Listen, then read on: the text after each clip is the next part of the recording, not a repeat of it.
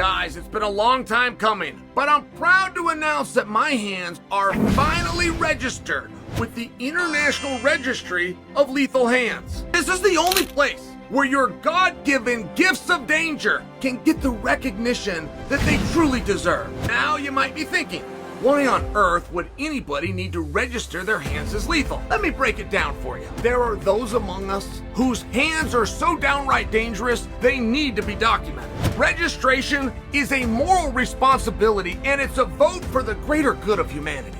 The sole mission of the International Registry for Lethal Hands is to catalog the most formidable hands on the planet. So if you know someone, and you even suspect they possess lethal hands, do not hesitate. Register them immediately. And if you've ever looked at your own hands and thought, damn, these dogs are dangerous, don't settle. Go register. Head over to registeryourhands.com, fill out a simple form, and you're official. Remember, use the promo code Chael to save 20%, or just click on the link below. Jon Jones is getting a bad rap. I mean, I got to start with that. I'm the last guy that's ever going to come out and defend Jon Jones. I'm just sharing. He's getting a bad rap around town. Jon's in a bad mood. Started with that.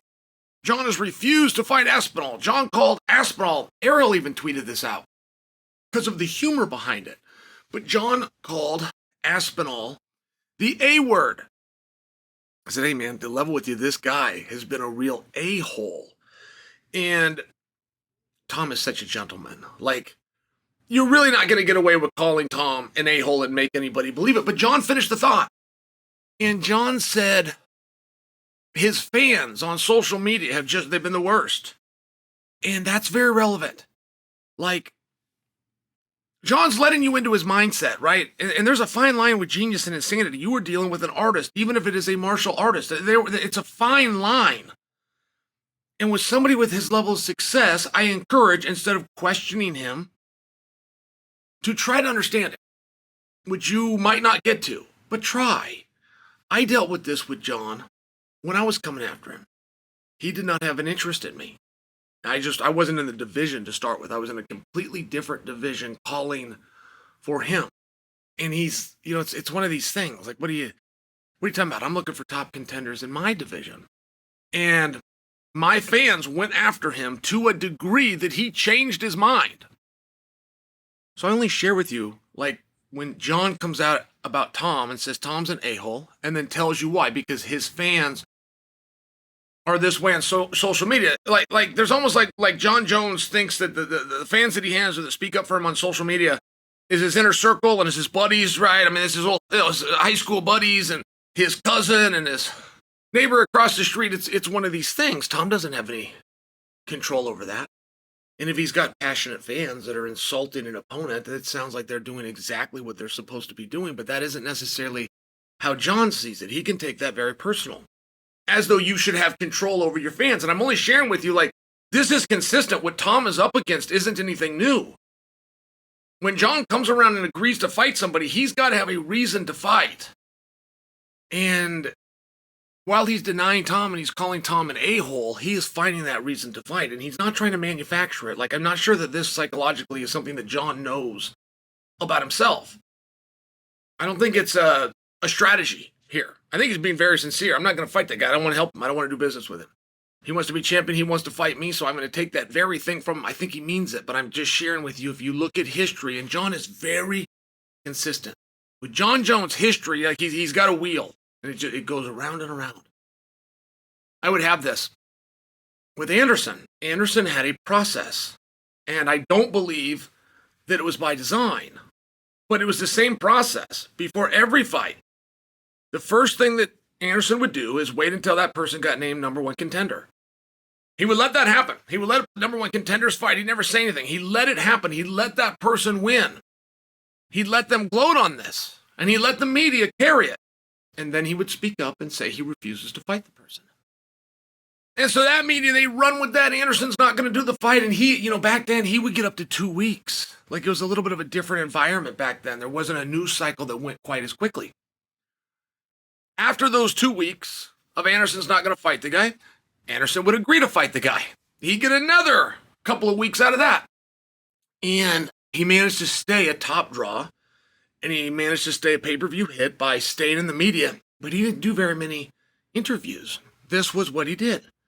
And then during every training camp, it was very hard to get footage and interviews and get to the gym and see Anderson working. It was very hard to do. But somewhere within the training camp, Anderson would let a rumor slip out that he was injured and the fight was in jeopardy.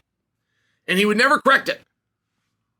He would let that rumor get out and get around until people panicked. Days would go by where this was headlines. This was how he's getting media. And then he would come out to correct it, that was nothing more than a rumor. He feels fine, and he would be at the fight, which bought him more. I mean, he would get himself 2 months of headlines without ever having to do a press conference by having this formula. And I'm not positive. Like, if Anderson sees this piece, he'll go, wow, he's right. That is what I did. But I'm not positive it was strategy. And I'm all but positive with Jon. It's not strategy. It's just the way that these things go. And Jon is doing a great job of... Jon is in a position of a level of power, and it isn't much. You don't have a lot of power and or leverage at the UFC. The UFC just doesn't have time to allow that. It's not the dictatorship that you may read about in certain places. They don't have time. Their dates are booked. They're going to contest the heavyweight championship on this date, and this date, every 12 months. They're going to host a pay-per-view. They're going to, right, you fill in the blanks. And so you either fit into that wheel, right, that machine that's going around, or if you want to take yourself out or attempt to be a clog, that's no problem. That little shiny belt you got, we're got to grab that back. Nothing personal, but we are going to contest the heavyweight title on this date, with or without, and then fill in the opponents. And I only bring that to you is Jon has a level, while he's got that belt, of, I don't have another word to use, so I'm going to use power. He's got a level, but without that belt, and don't forget, if Stipe gets the jump on him, this is all a moot point. So there's nothing wrong with Jon saying right now, I'm just not going to do business with him. There's no business to do with him. Business starts with a contract. Jon can't sign a contract to take on Aspinall as of right now anyway. He doesn't know what they would be fighting for. Would they be fighting a position that Jon beat Stipe and therefore Jon is defending a heavyweight championship against Aspinall? Because if Stipe gets the jump on Jon, Aspinall's obviously going to be fighting for the vacated belt. It would seem against Jon, but if Jon doesn't want to come to the table, they can call somebody else. They can put Jon in a position of, okay, you can go and be a contender, go fight a few more fights, work your way back, but you're going to work your way back to the very fight they were offering you right now, which happens to be Aspinall. And do you see how things change? Do you see how the outcome of a match, it changes? And not just within public perception or because you're holding the belt, it would change within an athlete. You have one athlete that's hungry and he's dying to get something. You have the other athlete that's already fed and he's already got the something. So I bring that to you because this is just human nature. Like, Jon really hasn't done anything wrong. He's getting a little bit of a bad rap. And all of Jon refusing to talk about Tom, and all of Jon not wanting to talk about Tom and going to press conferences and not wanting to handle questions on Tom and or Pereira, man, that could be Jon Jinkup or Jingleheimer Schmidt. What Jon's attempting to do is stay fully focused on Stipe. It's the right thing to do, but it's very interesting. It's very interesting being boots on the ground in this town. Everywhere I go, I'm hearing something negative about Jon. And I think it's greatly misunderstood that all you should be hearing from anything that Jon has said this week is that Jon is focused on one thing, and that is the task that he has with Stipe.